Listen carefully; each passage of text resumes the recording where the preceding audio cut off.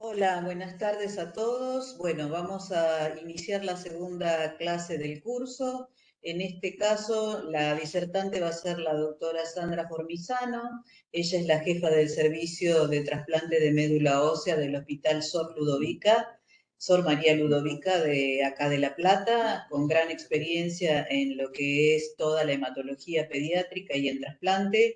Así que, bueno, va a hablar sobre lo básico que implica el trasplante, que es sobre la hematopoiesis y por qué seleccionamos la célula madre o célula progenitora hematopoyética para el trasplante. Los dejo con ellos.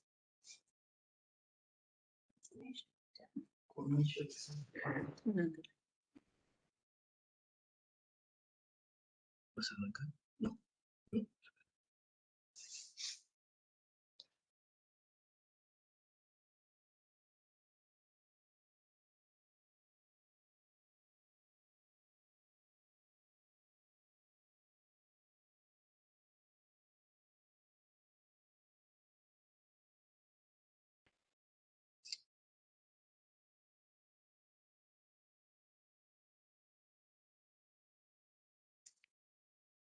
Espera, te paso.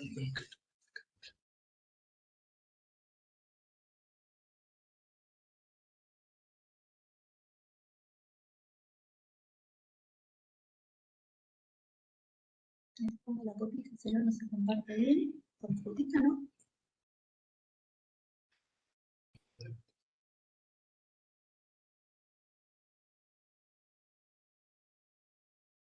Sí.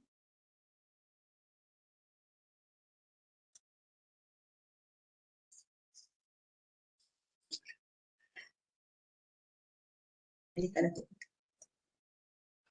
Ok, perfecto, muchas gracias. Bueno, buenas tardes a todos. Muchas gracias, Graciela, por la presentación. Y la idea en esta segunda charla es un poco adentrarnos en lo que es el trasplante de células progenitoras hematopoyéticas, por qué indicamos un trasplante, y obviamente la vedette de esta charla va a ser la célula madre o la célula troncal. Para tener una idea y más o menos organizarnos la charla, vamos a hablar acerca de células progenitoras hematopoyéticas, qué son, qué características tienen, su plasticidad, por qué podemos encontrarlas en sangre periférica, cómo podemos identificarlas. Vamos a tratar de hacer unas conclusiones y obviamente después va a estar abierto a discusión, a preguntas. De todos modos, si ustedes quieren interrumpirme, ir haciéndome alguna pregunta, no hay ningún inconveniente, esto es algo coloquial, es algo para que participemos todos. Y si llego a hablar un poquito rápido, cualquier cosa también díganme porque soy media acelerada. Vamos a hacer entonces hincapié en estos 4 puntos. ¿Qué es un trasplante de células progenitoras hematopoyéticas? ¿Qué tipos de células podemos encontrar? ¿Qué es un stem cell, célula madre o célula troncal? ¿Qué es la hematopoiesis y qué son los nichos? Y ustedes van a ver que cuando hablemos de todo esto, lo importante que es para entender lo que va a venir en las siguientes charlas, que va a ser acerca de las indicaciones, acerca de cómo funciona un trasplante y acerca de los diferentes tipos de trasplante que tenemos. ¿Por qué indicamos un trasplante de células progenitoras? Quizás esto es lo fundamental. El trasplante de células progenitoras hematopoyéticas se define como un proceso de infusión de células madres o células troncales con el fin de restablecer una hematopoiesis normal en un paciente o en un receptor que tenga enfermedades hematológicas, tanto sea benignas como malignas, fallos medulares, inmunodeficiencias y enfermedades de depósito. Y acá ya tenemos 2 cosas para hacer hincapié.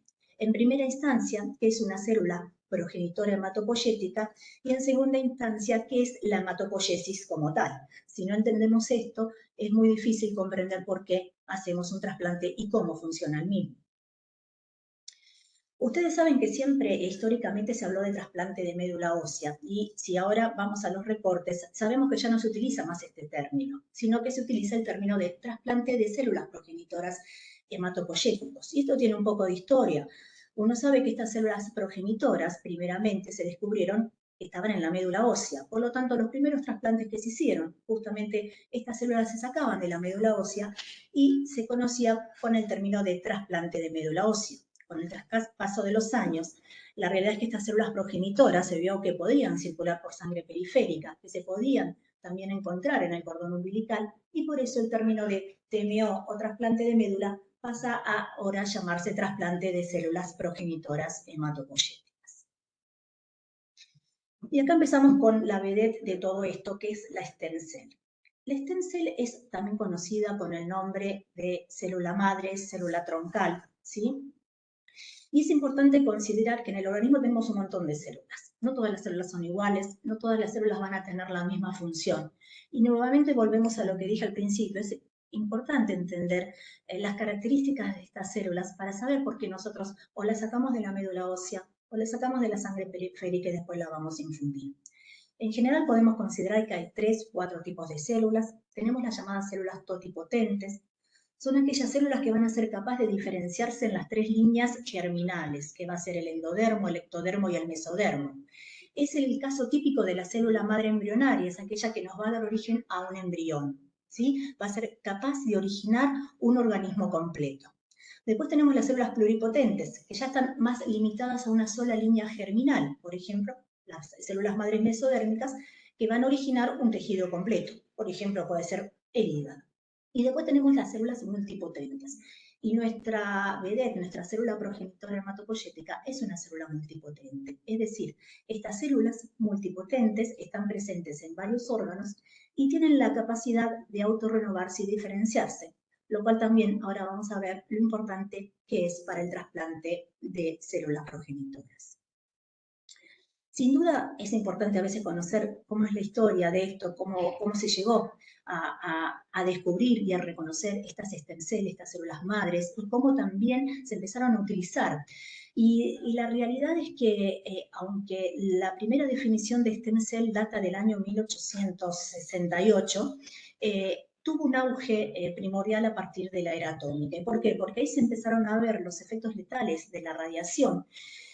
Y a partir de ahí se empezó a trabajar y se vio, sobre todo primero trabajando sobre ratones, que si se infundían a ratones letalmente irradiados células medulares, estos ratones podían reconstituir su hematopoiesis. Esto fue el puntapié inicial para que muchos grupos trabajaran.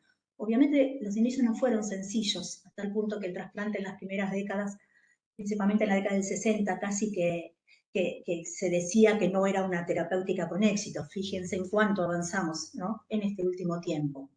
Y a pesar de que se decía que el trasplante no servía, hubo 3 grupos que trabajaron con mucho ahínco en tratar de ver, ¿no?, cómo se podía subsanar las dificultades que iban surgiendo.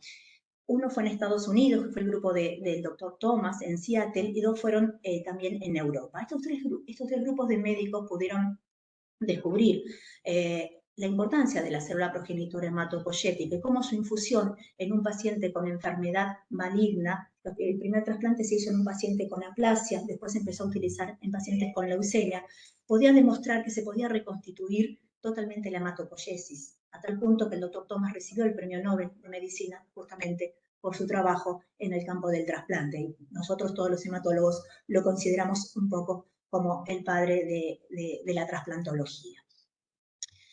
Como les decía, el stem cell no es que se descubre en la década del 50, sino que ya desde el año 1868 un biólogo alemán, un biólogo que seguía un poco la línea de lo que trabajaba Darwin, hace la primera definición de stem cell y la llama stem cell, ¿sí? Y hace referencia a un organismo unicelular del cual posteriormente descendía una vida multicelular. Este es el primer concepto que aparece de stem cell. Posteriormente, con los años, se fue cada vez ahondando más en cómo era esta célula, de dónde provenía y cómo era que podía originar una progenie, que era lo que más llamaba la atención. Actualmente esto se sigue estudiando. Si uno ingresa en los reportes, todavía se sigue estudiando la stem cell y también se está dando mucho hincapié en lo que es la capacidad de la stem cell para poder regenerar varios tejidos. Está eso dentro de lo que es la actualmente reconocida medicina regenerativa. Ahora bien, esta stem cell o célula madre o célula troncal, ustedes lo pueden encontrar con cualquiera de estas 3 definiciones. Tiene 3 criterios para poder definirse como stem cell. Y son 3 criterios que la van a caracterizar, que es la autorrenovación, la capacidad de poder diferenciarse en diferentes tipos de células y la capacidad de reconstituir un tejido in vivo. Y ahora vamos a hablar de cada uno de estos puntos, de estas características propias de la célula. Autorrenovación celular es la propiedad que tiene la célula de poder dividirse para generar otra célula igual, llamada célula hija, que tiene las mismas propiedades que la célula madre, ¿sí? Esto es importante, ¿por qué? Porque va a prevenir el agotamiento durante el proceso activo de proliferación y diferenciación en un estado constante de cambios y también de reparación de daños. Ustedes imagínense que durante toda la vida se van a producir células sanguíneas. Esto obviamente es un mecanismo que regula y que pone células digamos, en reposo y otras células activas, hace que la médula se agote. Por lo cual, este efecto de autorrenovación es fundamental para mantener durante toda la vida la capacidad de poder formar sangre. Y ahora también vamos a hacer un poco de hincapié en eso también. ¿Qué pasa con la diferenciación? La diferenciación, como les dije, era otra característica de la célula stem, ¿no? De la célula progenitora. Y es la capacidad que tiene la célula de poder diferenciarse. Hay muchísimos modelos, hay muchos modelos avanzados. En general, los primeros modelos siempre hablaban de un tipo de árbol jerárquico, invertido, ¿sí? Como el tronco, que es la célula madre, y a su vez esto se dividía en una diferente progenie de células con diferentes funciones. Se pensaba que esto era como algo estanco, como algo rígido. Actualmente las nuevas teorías muestran que es algo mucho más dinámico y que las células van y vienen según la necesidad del organismo, ¿sí?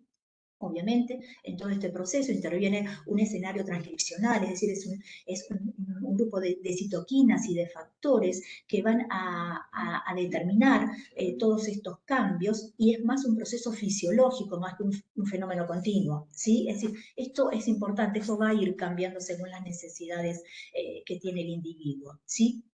Y además se sabe que este proceso de diferenciación no resultaría de una división simétrica entre un precursor amiloide y un precursor linfoide, sino que va más allá de todo esto, lo que echa un poco por tierra las teorías viejas acerca de cómo era la diferenciación a nivel del árbol de la hematopoiesis. Entonces, nosotros acá lo que podemos ver, un poco hablando de lo que decíamos, acá tenemos nuestra stem cell, nuestra progenitora hematopoyética o hematopoietic stem cell, ¿sí? Y fíjense, acá está expresado en este diagrama todas las funciones y todas sus características. Se autorrenueva, es decir, que da origen a otras células progenitoras, ¿sí?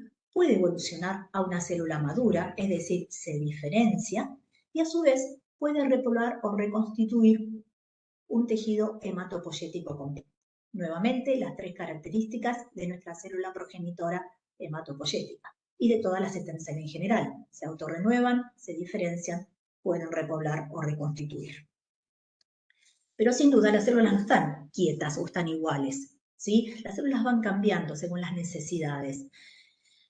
Obviamente todos estos estudios se han hecho siempre en ratones, ¿no? Pero se sabe esto. Nosotros tenemos nuestra célula progenitora contenta y feliz que se va a autorrenovar. Espérenme que estoy buscando acá, ¿sí? Que se va, por un lado, a dar células hijas, ¿sí? Por otro lado, no todas las células están activas, sino que hay un grupo de células que van a estar quiescentes, que están en steady state, que están dormidas. Están dormidas para activarse cuando sea necesario. ¿Esto cómo se logra? Porque ustedes saben que la célula tiene un ciclo celular. Y estas células están en un ciclo G0, es decir, están dormidas. Pero ojo, se pueden ir y venir, se pueden activar o volver a dormirse según las necesidades que tenga el organismo. A su vez, esta célula va a dar origen a otras células progenitoras. Esto permite una expansión y evita el agotamiento, ¿sí? Pero sabemos también que algunas células se van a diferenciar, pero que sin duda otras, con el envejecimiento, van a ir a una muerte celular programada. Y esto también actualmente se le está dando mucho interés, que es el aging o es el envejecimiento celular. Y esto también ha tenido un impacto en lo que ha sido el cambio en el trasplante. ¿Por qué? Porque anteriormente los donantes de médula, sobre todo los donantes no relacionados, uno no tenía un tope de edad. En general, el mismo tope de edad que había para donar sangre era para el donante de CPH, pero actualmente lo que sabemos es que los donantes jóvenes, las células provenientes de donantes jóvenes rinden mucho mejor y el trasplante es mucho mejor, con lo cual se piensa que podría estar relacionado con este envejecimiento o este aging celular, por lo cual actualmente los donantes que se prefieren son donantes de 40 años o menos. De hecho, hay muchos registros que ya están ingresando gente joven, entre 16 a 18 años, para ser donantes no relacionados ¿no?, de médula ósea o de CPH. Sin duda todo esto nuevamente vemos que está dado por múltiples respuestas ante señales extrínsecas e intrínsecas regulatorias, es decir, según el estrés que tenga el organismo, va a hacer cómo estas células van a ir duplicándose o en estado de steady state o quiescentes. Ahora bien, todo esto tiene el fin, esta célula progenitora hematopoyética tiene el fin de formar sangre. Eso es la hematopoiesis. Y que también va a ser fundamental para entender por qué hacemos un trasplante de células progenitoras hematopoyéticas en pacientes que tienen enfermedades hematológicas. Si queremos definir qué es la hematopoiesis, sabemos que la hematopoiesis es una palabra que proviene del griego que significa creando sangre. Y es la capacidad o la posibilidad de que una célula sanguínea madura forme células funcionales continuamente a lo largo de toda la vida del individuo. Ustedes imagínense, para que tengan una idea, que la producción diaria de glóbulos rojos, plaquetas y neutrófilos para mantener una condición homeostática es de aproximadamente 300 billones de células por día, ¿sí? Y esto se mantiene durante toda la vida. Entonces volvemos nuevamente al dibujito que vimos de la célula que se está proliferando, de la célula que se autorrenueva y de la célula que queda dormida, justamente con el fin de tratar de mantener todo esto. Entiéndanse como homeostático, no de hemostasia, sino como homeostasis, el equilibrio, es decir, cuando se necesita que se produzcan más glóbulos rojos, más glóbulos blancos o más plaquetas, dependiendo del estrés que tenga la médula del individuo. Todos estos linajes de células hematopoyéticas derivan de una pequeña subpoblación de células madres indiferenciadas y autorrenovables que, volvemos al principio, es nuestro stem cell o célula madre. ¿Dónde se forma todo este proceso? ¿Dónde ocurre? Ustedes saben que la hematopoiesis ocurre en la médula ósea. Es importante entender que la médula ósea no es la médula espinal y que quizás muchas personas cuando hablaban de donación de médula pensaban que uno le sacaban un pedazo de la médula espinal. La médula ósea es un tejido esponjoso que se encuentra dentro de los huesos, es como el caracol, ¿sí? Y esa es la fábrica de la sangre. Nosotros podemos estudiarla a través de la punción, por ejemplo, de un hueso como es la cresta ilíaca. Y ahora vamos a ver por qué generalmente en estos huesos se pueden estudiar. Y a través de la punción nosotros podemos saber nuestra médula, sabemos que es la fábrica de la sangre y sabemos que va a producir los tres componentes fundamentales que van a ser los glóbulos rojos, los glóbulos blancos y las plaquetas. Ahora bien, esto para que ustedes tengan una idea cómo sería. Esto es una punción de médula. Fíjense en que la médula ósea, su estado fisiológico es como sangre, ¿sí? Y esto no solo nosotros lo sacamos para estudiar la médula, para hacer estudios complementarios, sino también como fuente de células progenitoras hematopoyéticas, cuando por la patología que justifique el trasplante, nosotros elijamos la médula ósea como fuente, y esto ya lo van a ver en las charlas posteriores. Y fíjense en cómo se introduce la aguja y la aguja da salida a todos los componentes, fíjense acá, a todos los componentes que tenemos en la sangre.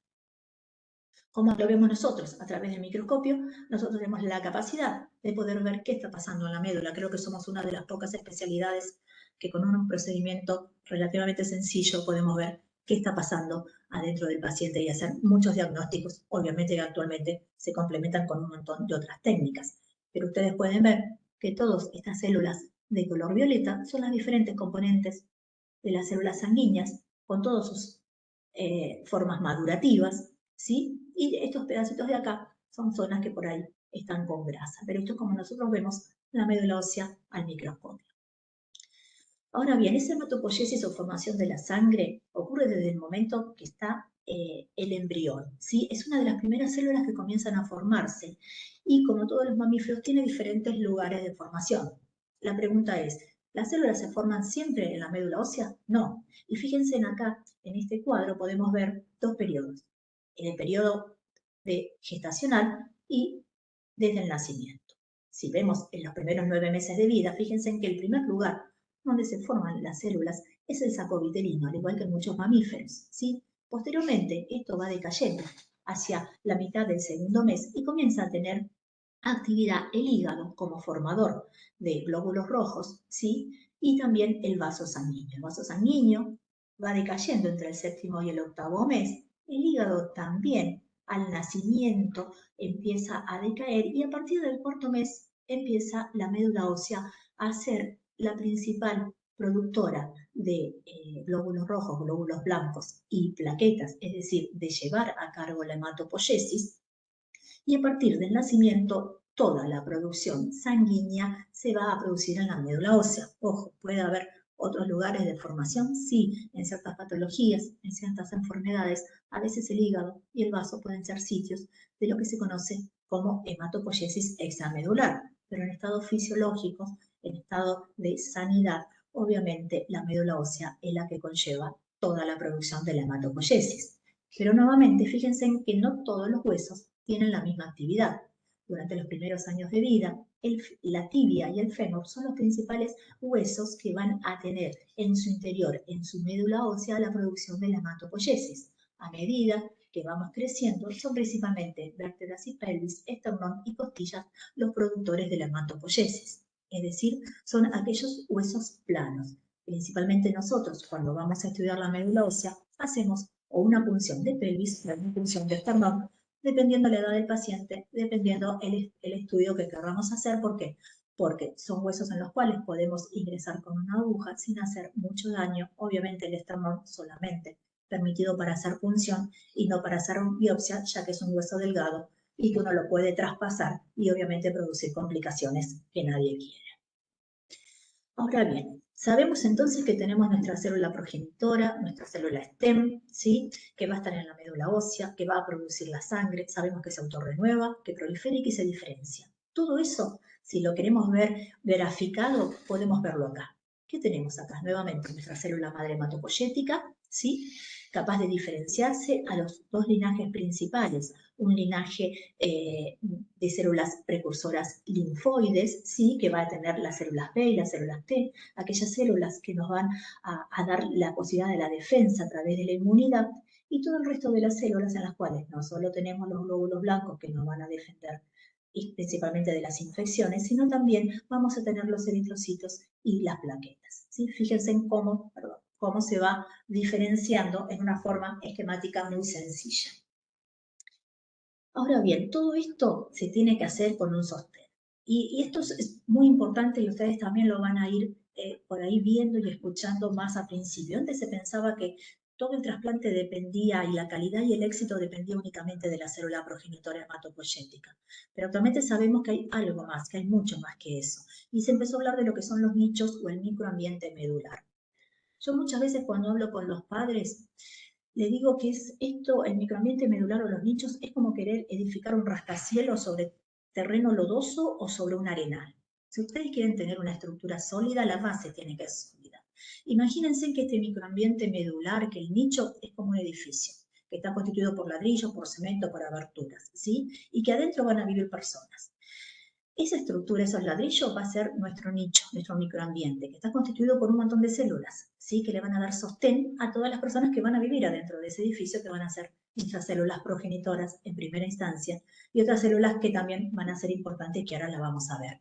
Por lo tanto, entiendan el nicho o el microambiente como aquel sostén, como aquella red que va a sostener el crecimiento y también que va a alojar a la célula progenitora hematopoyética.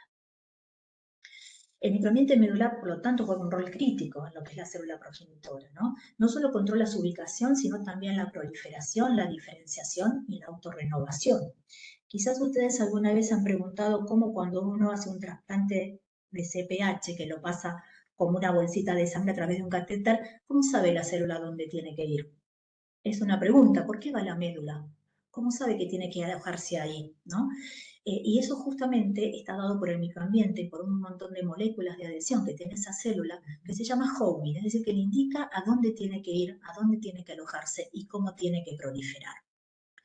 Muy brevemente les cuento que hay dos nichos, ¿sí? Que es uno endostial y el otro vascular, uno que está cerca del hueso y uno que está cerca de los vasos sanguíneos. Y cada uno, según las células, como se aloquen ahí, cada uno tiene una función diferente, ¿sí?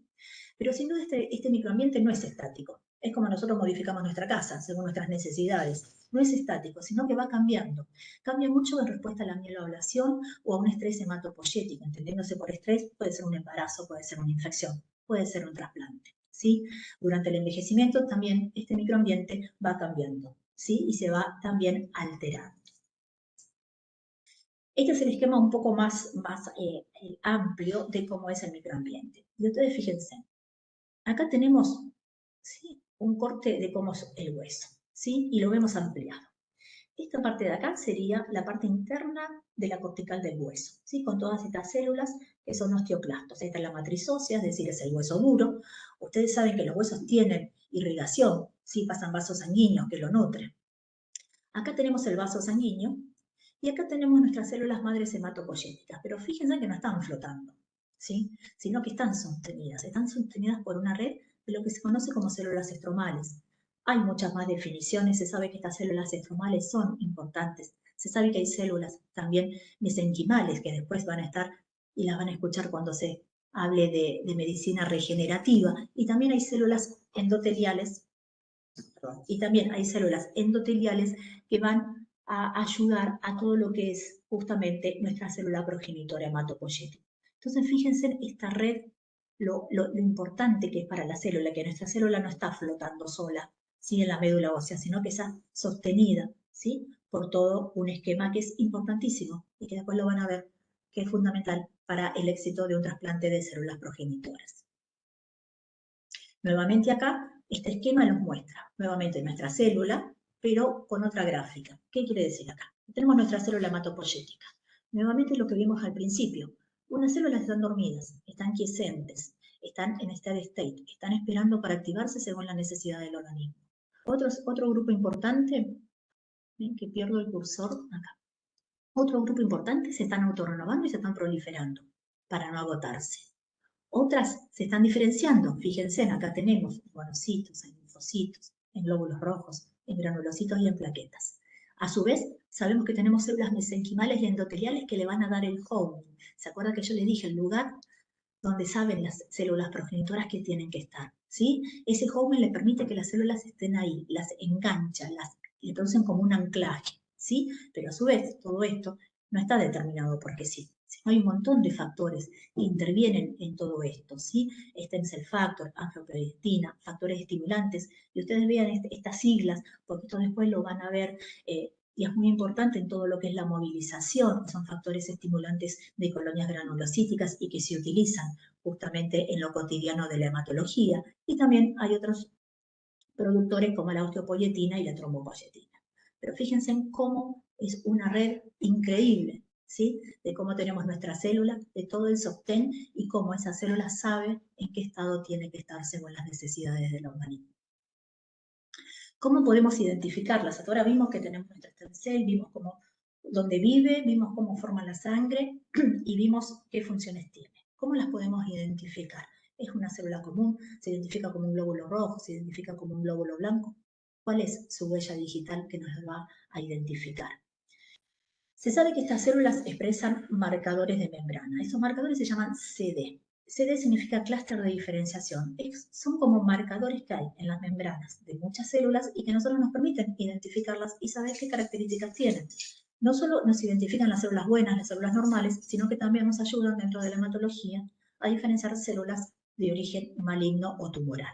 Se sabe que esta célula madre hematopoyética es positiva para el CD34 y negativa para otro marcador CD38. Es decir, es una célula muy inmadura, es una célula que solo expresa este clúster de diferenciación. También sabemos que su circulación por sangre periférica es muy bajito, en general es de 0.05 a 0.1% de las células circulantes de la médula. Pero también sabemos que esto puede aumentar drásticamente, ¿sí? Y esto es lo que ha cambiado también mucho la historia del trasplante con respecto a la posibilidad de movilización a través tanto sea de la quimioterapia como de los factores estimulantes, y que también posteriormente lo van a ver como base no solo del trasplante autólogo, sino también del trasplante alogénico.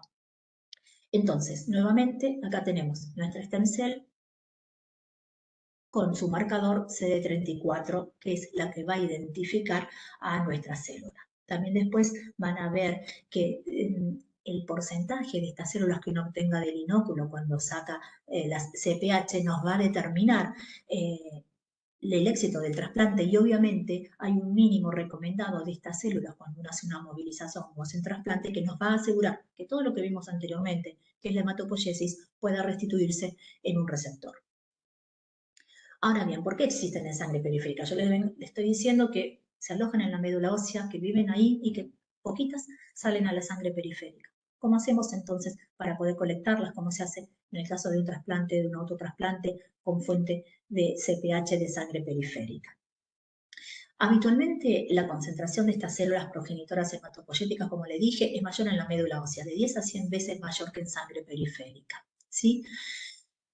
Para que estas células salgan, tienen que perder ese anclaje que tienen. ¿Se acuerdan cuando hablamos del nicho, del microambiente, que vimos que había un montón de factores que la anclaban, que la pegaban? Imagínense que es un globo con un hilo, ¿sí? Nosotros, para que ellas puedan salir, tenemos que cortar ese hilo, ¿sí? Para que nuestra célula pueda ingresar a la sangre y empezar a circular. Tenemos que cortarle el anclaje que normalmente tiene y que le define el home, pues si no la célula no tendría lugar donde alojarse. Esto se logra a través de la administración de lo que se conoce como factores estimulantes. Los dos más utilizados, los dos más conocidos, son el filgrastim, que se conoce con las siglas de G-CSF, que es el factor estimulante de colonias granulocíticas, y el plerixafor. Se cree que estas dos medicaciones lo que hacen en diferentes puntos, lo que hacen es cortar el anclaje a través de la disminución de expresión de ciertas moléculas de adhesión a nivel de la stem cell, que le permite que pueda despegarse de este estroma, de este nicho, salir de su casa y empezar a circular a través de la sangre periférica. También está demostrado que esto se puede lograr y se ha visto después de la recuperación de un tratamiento de una quimioterapia mieloablativa. La quimioterapia mieloablativa es una quimioterapia fuerte que se da a pacientes que están cursando alguna enfermedad oncológica. De hecho, los primeros trasplantes autólogos se hacían con movilización, con quimioterapia y con factores. ¿Y esto por qué es? Si ustedes ven acá el esquema que pasa con la movilización post-quimioterapia, nosotros tenemos que un paciente recibe, pierdo el cursor, bueno, pierdo el cursor, no les quería mostrar. Acá está. Esperen que lo llevo, acá está. Ustedes ven acá que el paciente recibe una quimioterapia. Cuando recibe la quimioterapia intensa, entre el día 5 y el día 10 va a estar en aplasia, es decir, va a estar sin producción de glóbulos rojos, glóbulos blancos y plaquetas. Y después empieza a aumentar, ¿sí? Fíjense, cuando empieza a aumentar, tanto sea porque va recuperándose de su quimio, como también porque empezó con la utilización de factores, comienzan a aumentar nuestras células progenitoras hematopoyéticas en sangre periférica. Nosotros las podemos contabilizar a través de la cuantificación del CD34, hacemos un estudio de sangre, cuantificamos cuánto de las células que están circulando por la sangre tienen ese marcador, esa huella que las identifica, que es el CD34, y nosotros ahí las podemos colectar a través de un proceso que ya también van a ver en las próximas charlas, poder conservarlas y después poder infundirlas en el paciente cuando así lo requiera. Acá podemos ver nuevamente en forma esquemática, tenemos nuestro estroma, acuérdense en el lugar donde quedan ancladas, ¿sí? Nuestras células, ¿sí? Fíjense en el osteoblasto, las células del estroma. Acá tenemos nuestras células CD34 que están proliferando, ¿sí? Por acción del GSF, que le corta este anclaje que tiene, fíjense, esta patita rosa que las mantiene, lo corta, y me tienen como un globo que le cortamos la cuerda y sale hacia sangre periférica. Y a su vez, también, como el plerixafor, que actúan a nivel de otras membranas, de otras moléculas de adhesión, que también nos permite justamente que estas células pierdan su anclaje y puedan circular en sangre periférica y nosotros podamos captarlas. Ahora bien, hablamos de un montón de características del stem cell, pero también sabemos que el stem cell tiene otras características, que es la plasticidad de la stem cell.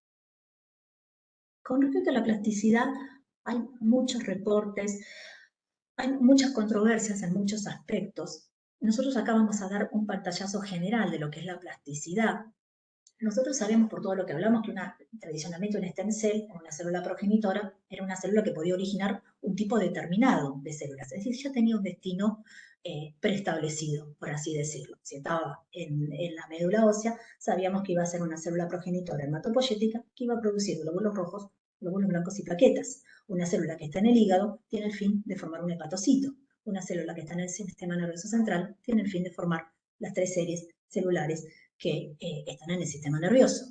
Pero varios reportes empezaron a desafiar en los últimos años esta teoría tan rígida acerca de que la célula progenitora tenía un destino ya preestablecido. Y se vio que dadas ciertas condiciones y en ciertas situaciones, esta célula STEM podía cambiar su destino y empezar a formar otros tipos celulares. Esto fue lo que dio base a el estudio de la medicina regenerativa, y actualmente también se está estudiando mucho estas células STEM de origen de cordón umbilical, pero se sabe obviamente que no es solamente la stem cell hematopoyética, sino que junto con estas células van otras células, como vimos anteriormente, como células mesenquimales, que tendrían la posibilidad de poder tener un destino celular diferente y formar células del sistema nervioso, células pancreáticas, células hepáticas. Se está trabajando mucho también en lo que es las células de la dermis para reconstitución de piel. Todos esos trabajos se están haciendo a partir de estudios con stem cell.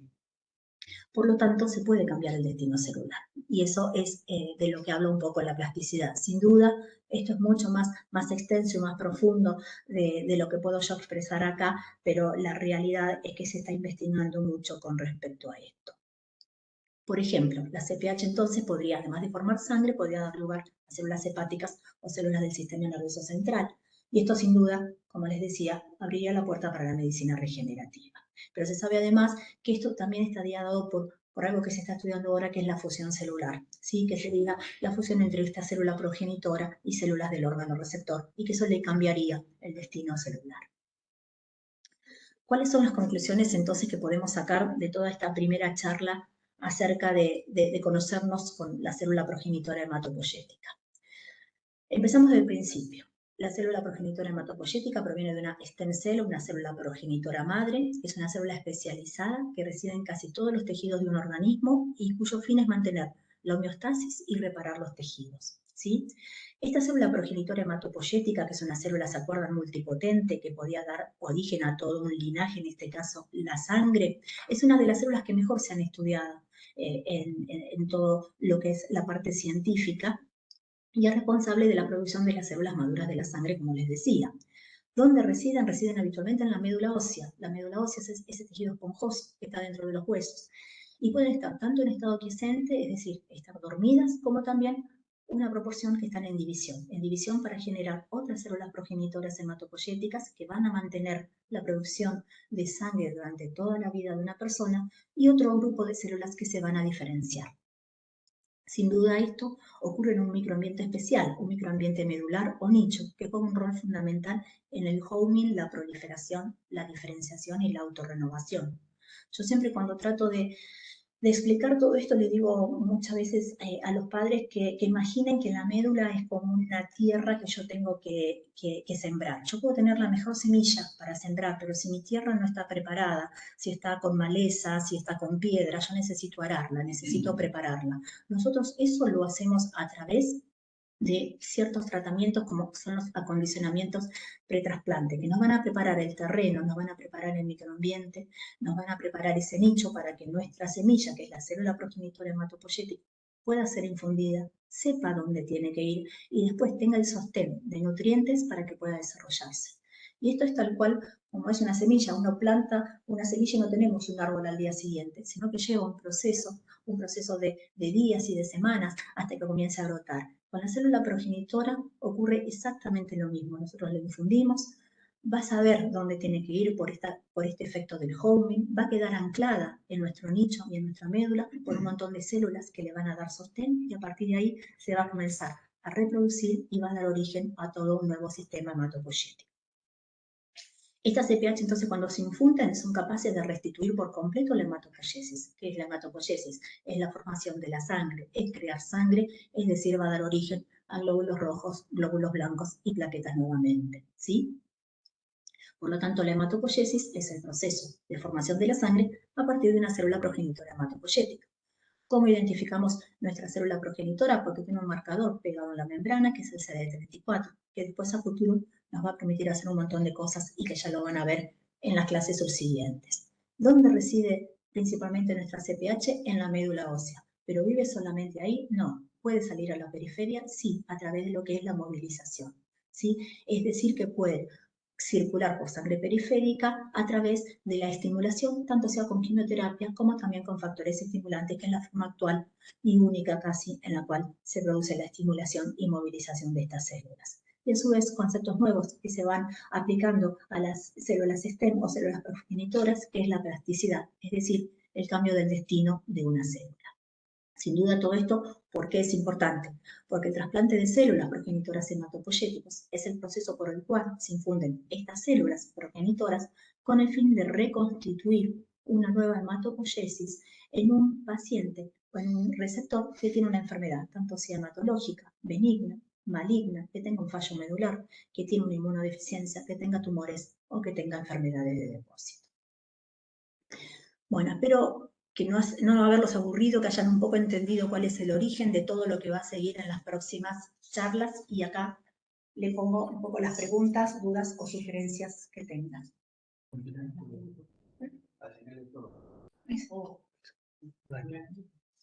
Sí, no, es que más o menos es así.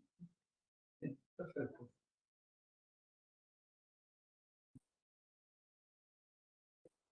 Si hay preguntas, y si quieren que volvamos a revisar algunos de los conceptos que vimos, quizás esta charla va a ser un poco más corta que las 2 horas, porque la realidad traté de hacerlo lo más práctica posible para que toda la audiencia pudiera un poco comprender una cosa que es bastante compleja, pero que sin duda es la base de por qué hacemos un trasplante de células progenitoras hematopoyéticas. Ahí está la diagnosticación. Gracias.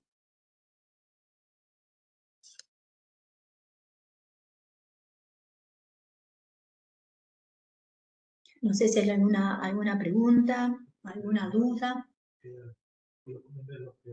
Perfecto, acá están diciendo que la clase va a quedar grabada, de hecho queda con mi email, cualquier duda que tengan, podemos charlarlo, no hay ningún inconveniente. Es un tema que obviamente abre mucho más de lo que pude expresar en esta charla, pero creía que era complejizarla demasiado para hacer una charla inicial. Así que bueno, dispuesta para lo que necesiten, me envían mail y lo podemos charlar, o les paso la bibliografía, o si a alguien le interesa por ahí ahondar un poco más en el tema, hay muchísimo para poder buscar. ¿Yo? Listo. Bueno, muchísimas gracias a todos por haberse conectado, y bueno, ya quedan para la próxima charla, ¿no es cierto? Para el viernes próximo. Para el viernes próximo, entonces, continuamos con el curso. Bueno, muchísimas gracias, que tengan un buen fin de semana.